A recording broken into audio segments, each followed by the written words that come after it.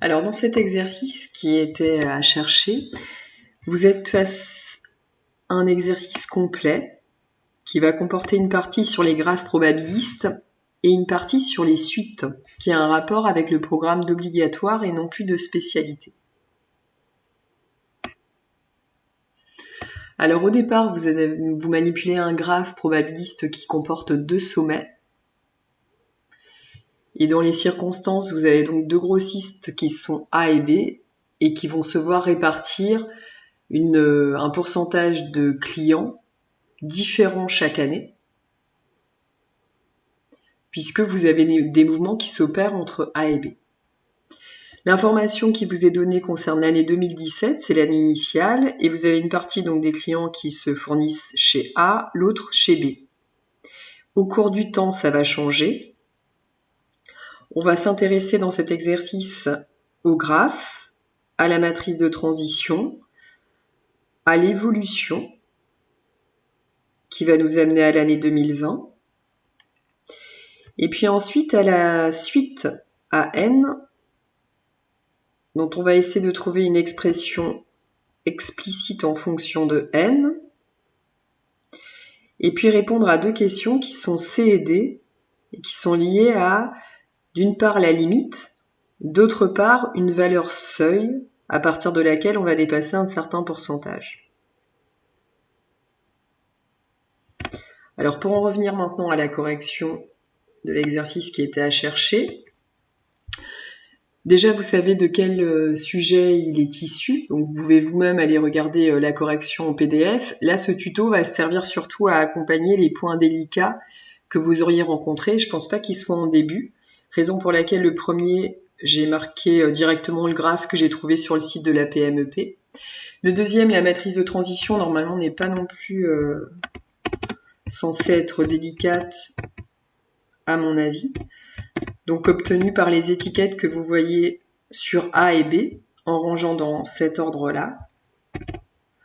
Donc 0,14 et 0,86. On vérifie que la somme sur la ligne des coefficients fait bien 1. Et normalement, c'est bon. Question B, qui a un rapport avec la A, parce qu'on va vous demander l'état en 2020. Alors cet état en 2020, c'est pas une question que vous rencontrez dans chaque exercice, puisque dernièrement on a surtout travaillé l'état stable. L'état en 2020 va être donné par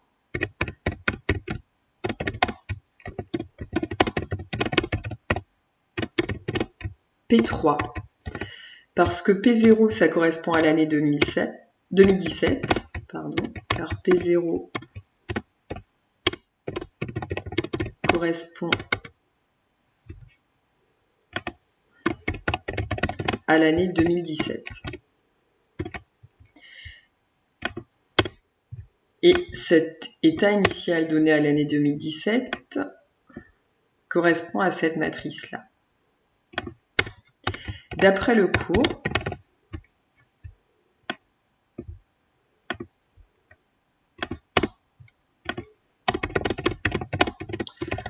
on sait que P3 va être donné par P0 fois M puissance, ici pas M, mais T, puissance 3. Donc la matrice de transition élevée à la puissance 3.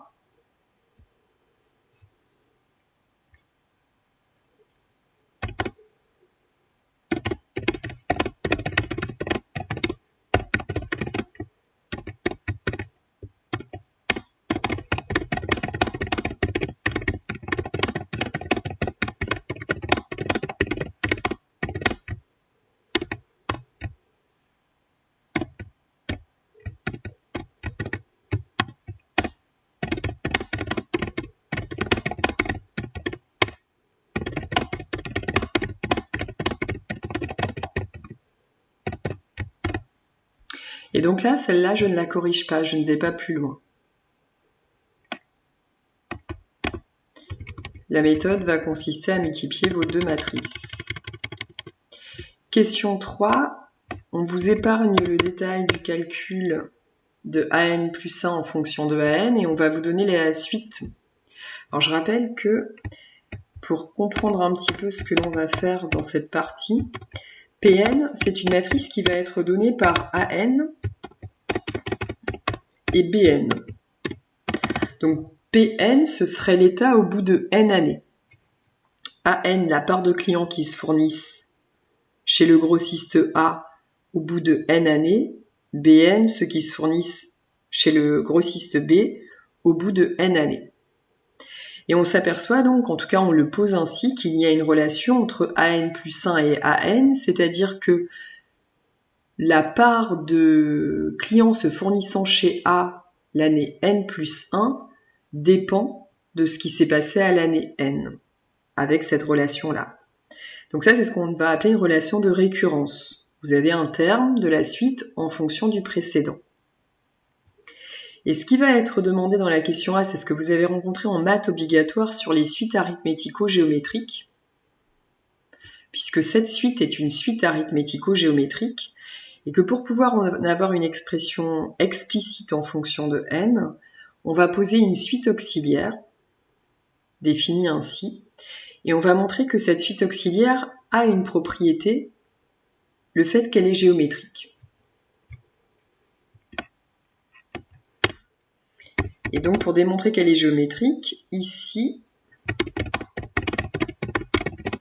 on va aller exprimer un plus 1 d'abord.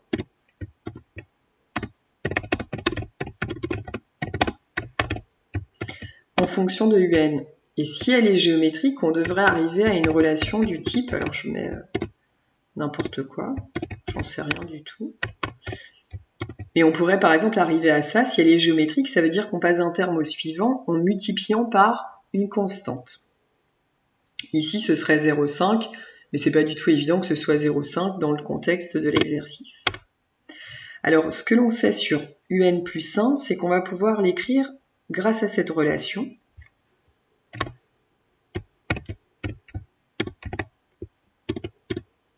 Donc c'est égal à AN plus 1 moins 0,7.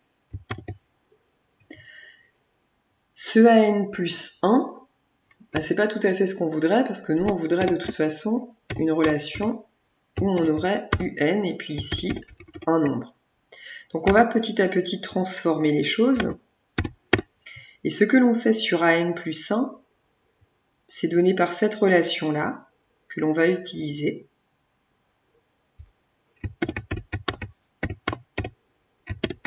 Ce AN plus 1, on va le remplacer par 0,8 AN plus 0,14, auquel on va retrancher 0,7.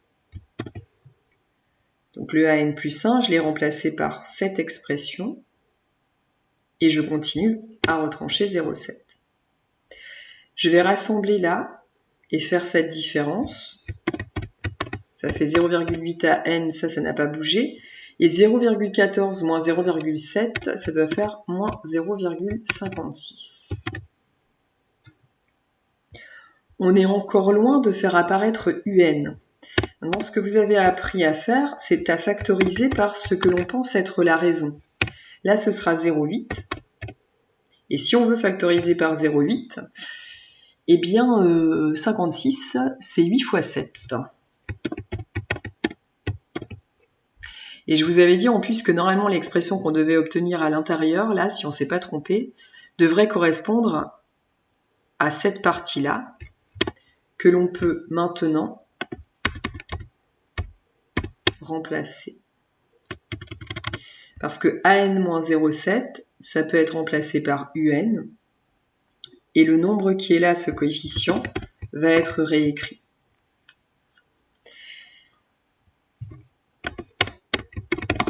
On en déduit que UN plus 1 est égal à 0,8 UN. Alors ce sont des choses que vous avez vues il y a longtemps, sur lesquelles on n'a pas du tout retravaillé, donc c'est possible que vous ayez perdu la main sur ce type de calcul. En le reprenant peut-être avec la correction, vous allez vous rendre compte que ce n'est pas une nouveauté et que vous saviez le faire avant. Si on arrive à ça, on peut en déduire que UN est géométrique. Elle est géométrique de raison 0,8. Et si j'étais vous, j'irais plus loin, comme ça peut être demandé dans certains exercices, et là c'est pas le cas, on peut en déduire la relation donnée par le cours, que UN est égal à U0 fois Q puissance N. Donc ici, UN est là égal, reste à voir combien vaut U0. Alors U0 va être donné par cette relation-là, A0 moins 0,7. A0 valait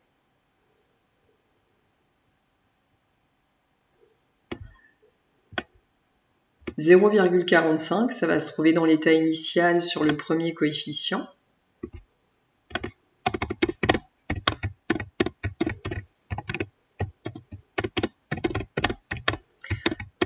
Et en remplaçant 0,45 moins 0,7, ça va vous donner moins 0,25.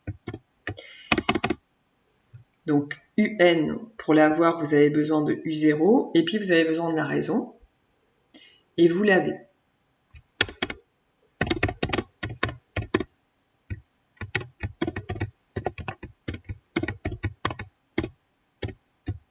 Cela veut dire que UN sera égal à moins 0,25 multiplié par 0,8 puissance N.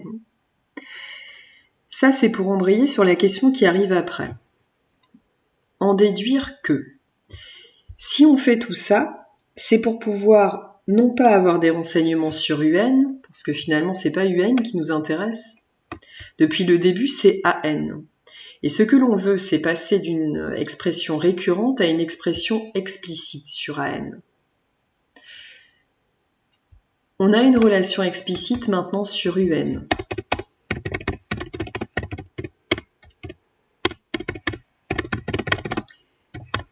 On va aller transmettre cette expression explicite sur UN à AN. Et voilà comment on va répondre à la question B. Alors le en déduire, je vous ai déjà dit, si une question dans un examen est du type en déduire, c'est surtout pour vous aider à faire les questions qui arrivent après. Donc c'est pas la peine de partir de cette expression en vous disant je pars de celle-là et puis j'essaye de bidouiller pour arriver de nouveau à ça, parce que vous allez tourner en rond. Donc il faut la perdre un petit peu de vue, il faut surtout voir ce qu'on attend plutôt de vous. On veut AN en fonction de N. Donc si on veut AN en fonction de N, on peut se référer à ce qu'on a au-dessus. Nous, on a UN en fonction de N, alors c'est pas tout à fait pareil, mais on a aussi une relation entre UN et AN. On sait que UN égale AN moins 0,7.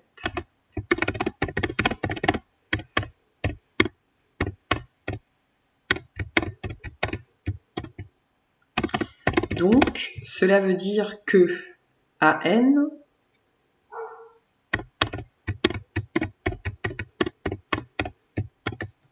va être égal à UN plus 0,7. Si vous ajoutez des deux côtés 0,7, vous avez cette relation. Maintenant, si vous prenez cette relation et que vous la mettez là, cela va donner moins 0,25 fois 0,8 puissance n plus 0,7. Ça veut dire que le UN, je l'ai remplacé par cette expression. Et puis plus 0,7 parce que ici, c'est ce que j'ai. Et ça, ce serait égal à AN. Et si on observe, c'est bien ce qu'il faut démontrer.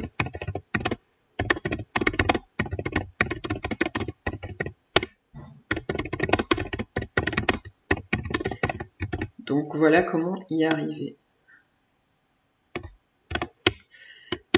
deux questions vont arriver par la suite qui vont être liées à cette expression-là. Quelle part du marché exprimée en pourcentage le grossiste A peut-il espérer à long terme? Justifier la réponse. Ce qu'on va appeler du long terme dans ce type d'exercice, c'est un rapport avec la limite.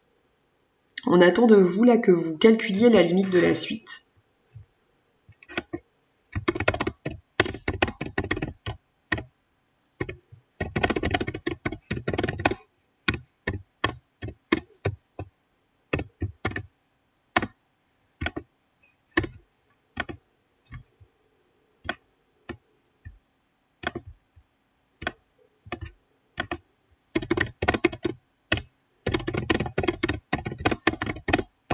Alors cette limite de suite, elle se calcule de nouveau avec vos résultats sur les suites géométriques et les suites arithmético-géométriques parce qu'on l'a pratiqué aussi à cette occasion.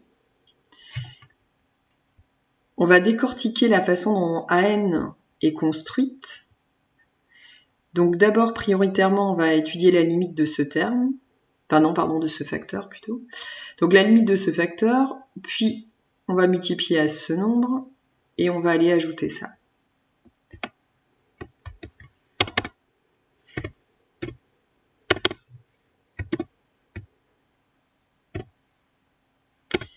Alors, 0,8 puissance n. La façon dont j'ai écrit ici limite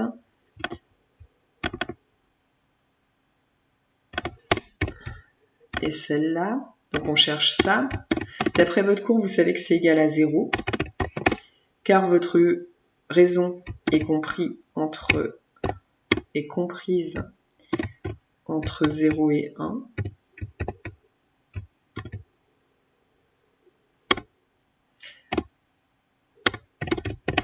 Quand vous allez multiplier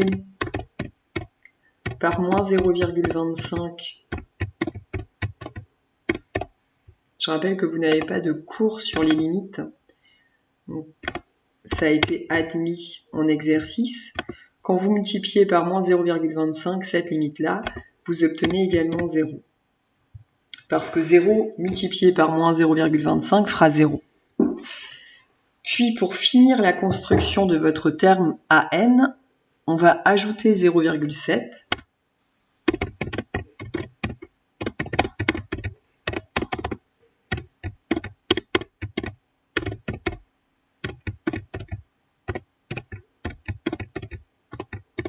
Alors il faut attendre que j'ai terminé de transformer.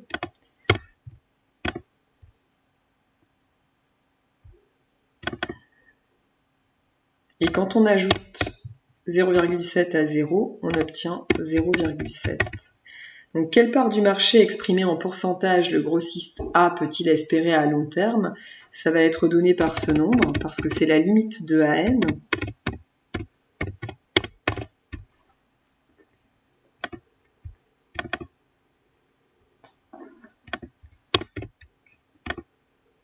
Qui vaut 0,7 et qui est égal à 70%. Donc la part du marché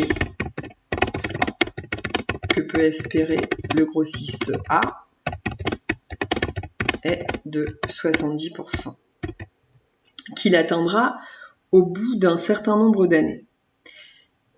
Raison pour laquelle vous avez une question supplémentaire.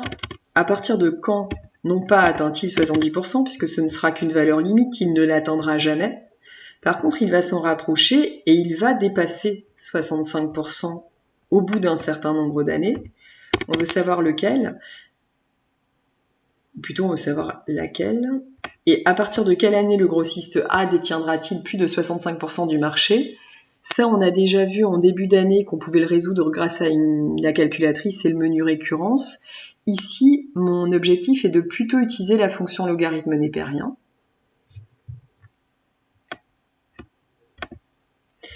Et pour ce faire, mettre en inéquation. Parce que cette question peut être transformée en... On va chercher à résoudre une inéquation. Quand est-ce que AN est supérieur ou égal à 0,65? C'est-à-dire pour quelle valeur de N à partir de quelle valeur de n AN devient supérieur à 65%. AN, on a son expression donnée précédemment.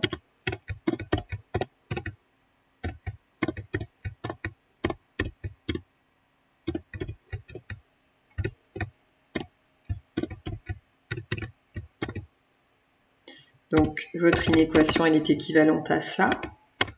Ensuite, si vous retranchez dans les deux membres 0,7, vous allez obtenir moins 0,25 fois 0,8 puissance n, supérieur ou égal. Vous ne changez pas le sens d'une inégalité en retranchant.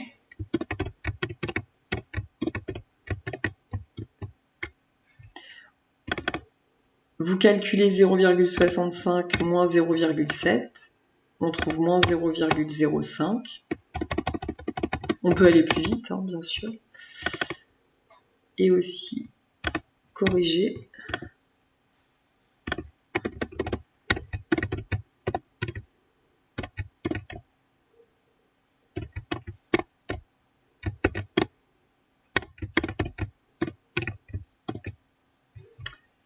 Ok.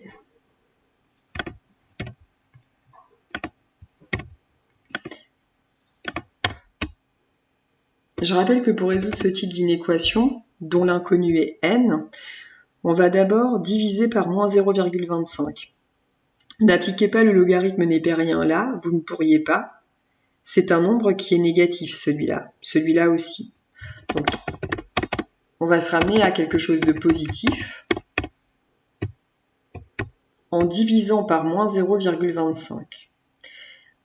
On change le sens de l'inégalité, parce que vous divisez par un nombre négatif.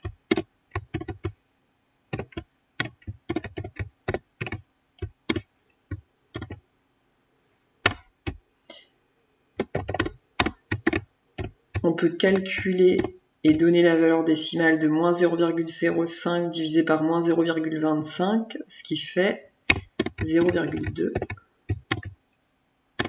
Et là, vous allez appliquer votre logarithme népérien.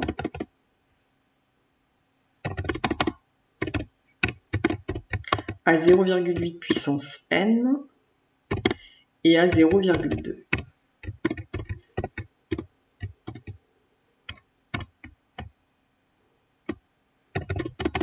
Grâce aux propriétés algébriques du logarithme népérien, vous obtenez ça. On n'a pas changé le sens de l'inégalité parce que le logarithme népérien est une fonction croissante, strictement. Vous ne changez pas le sens dans ce cas-là.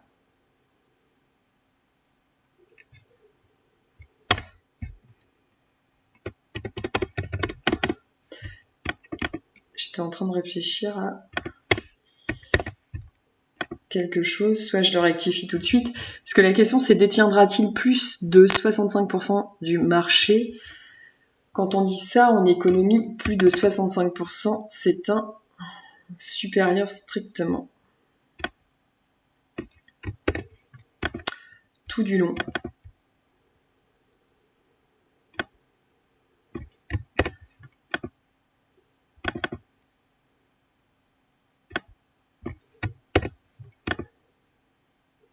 Alors ça ne changera pas grand-chose.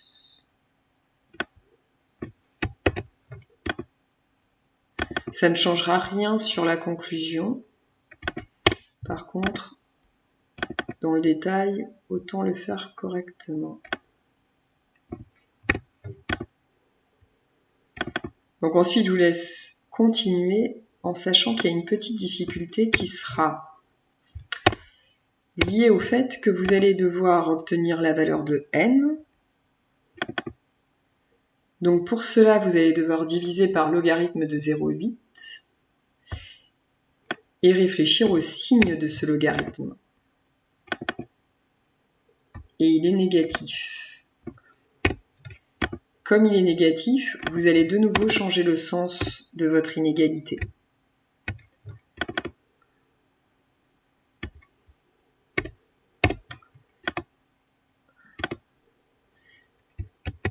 Et vous allez obtenir n strictement supérieur à ln de 0,2 divisé par ln de 0,8.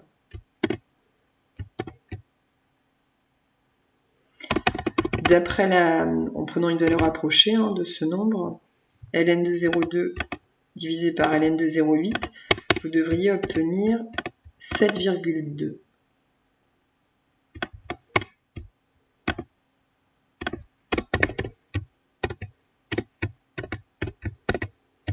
Ce qui veut dire donc que c'est au bout de 8 ans, parce qu'on va prendre la valeur entière qui est juste au-dessus de 7,2, soit 8.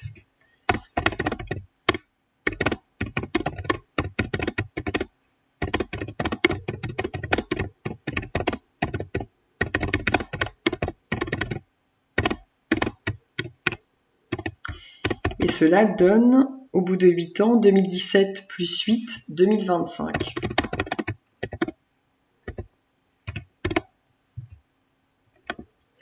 Et j'en ai terminé.